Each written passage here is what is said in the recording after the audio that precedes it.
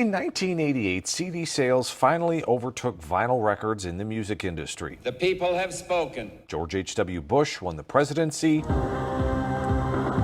and CBS's 48 Hours made its television debut. It was also the last time Virginia state lawmakers got a pay raise. JLARC as a staff feels pretty strongly that legislative salaries need to be higher. And a report released Monday from a nonpartisan government commission concluded it's time that changed. Since 1988, state senators have been paid $18,000 a year, while delegates have gotten a few $100s less after giving themselves a pay cut in 1991 during a recession. The effect of inflation is pretty serious. So you lost about 170% of the actual value of that salary. In a survey for the report, lawmakers said they worked a median 60 hours a week during session and 30 hours a week outside of that time.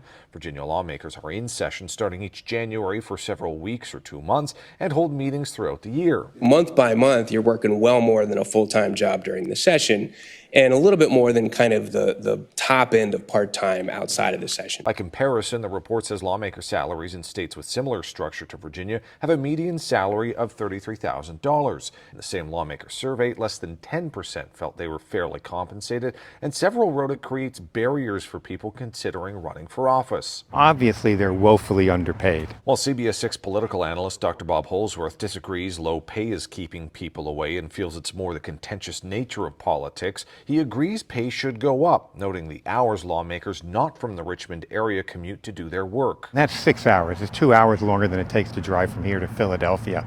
That's a 2 or 3 day trip just for a meeting that they have. Comments on CBS 6's post about the report largely are opposed to the idea, including one comment pointing out all the seats are full and money could be better spent on areas like teacher shortages. Those in support said while they were normally opposed to politician pay increases, it could open the door to more people running. If lawmakers do decide to go the route of the pay raise, the report recommends a few options, including adjusting for inflation or matching the median lawmaker's salary. Going forward, it recommends tying salaries to an external benchmark like inflation, but give lawmakers the option to reject an increase if they want. Holsworth says while the pay should go up, the political price for that is something lawmakers have and will continue to consider. No one who's especially going to run for election, let's say in this November in the House of Delegates, wants to be on record voting to increase their own pay because they know their opponent will use that against them. And we asked Governor Glenn Youngkin's office if he had any thoughts on this report, and they said he has no comment. At the state capitol, Cameron Thompson, CBS 6 News.